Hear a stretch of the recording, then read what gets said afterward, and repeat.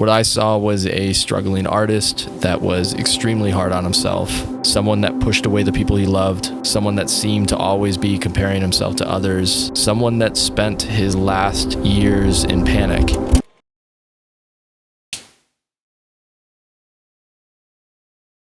So I have always been very hard on myself.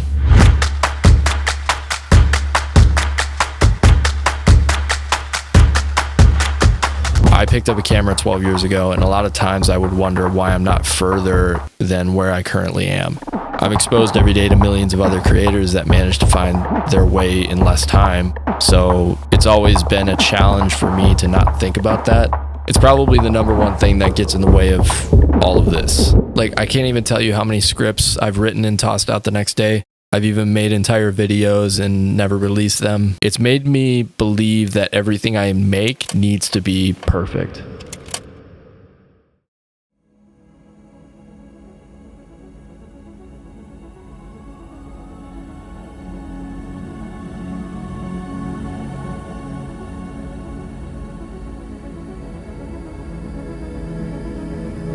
It can't be too serious, it can't be too goofy. No, the lighting looks terrible, the audio sucks, I look stupid, it's dorky, the music is wrong.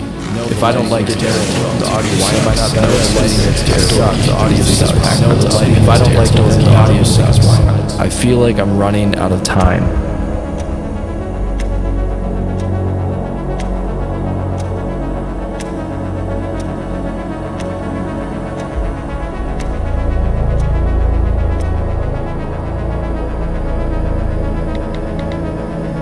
A movie that I watched recently was Tick, Tick, Boom. It's a true story that follows Jonathan Larson, who, if you don't know, is a composer that wrote the famous Broadway musical Rent. Basically, this movie follows the battle that Jonathan goes through as he grows closer to 30 and is trying to become successful and make it to Broadway, but he's worried he's running out of time. I always told you it was a tough sell. It's too arty for Broadway. Tourists aren't gonna shell out $50 to see a show about spaceships and robots. Well, that's not what it's about.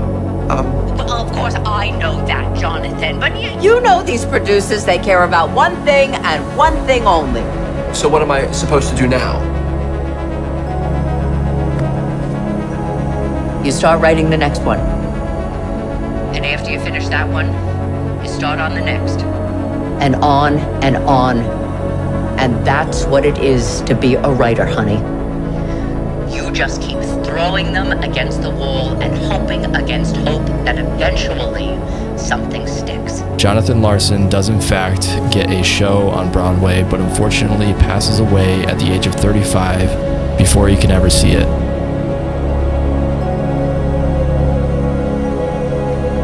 It's a tragic story, but it's one that I can really relate to. I too fear going through life and then leaving and then having nothing to show for it. I have so many dreams and I talk a big game about everything that I'm going to accomplish, but deep down I'm scared. But that was not the only message I got from the movie. What I saw was a struggling artist that was extremely hard on himself, someone that pushed away the people he loved, someone that seemed to always be comparing himself to others, someone that spent his last years in panic, and I don't want that to be me.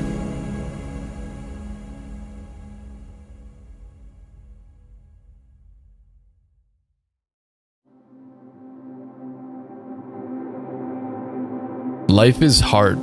It really is, but I think we do a really great job at making it even harder. And the funny thing is, we do it because we think it helps, like as if it makes us better. But in the end, it really just sabotages everything. Like me striving for perfection just stops me from making fun, cool stuff. And also, like, if I look back at 12 years of all of this, I see so much growth. Like, I'm doing things now that I didn't believe I could ever do. Everyone has their own path to their full potential, but the thing is that your life is just the process of getting there. Growth doesn't stop. Like, what did I think? Was I just going to climb the mountain and be like, oh, well, I finally made it? No, there's other mountains to climb. You're not done. But in between those summits, there's some pretty damn amazing views. If you are anything like I just described at the beginning of this video, just stop. Create what you love, and as cliche as it sounds, enjoy the journey. It's okay to not be satisfied, but you don't need to be satisfied to be proud. I know I look back at who I was and who I am now, and I'm proud. And I know 12-year-old me would be proud too.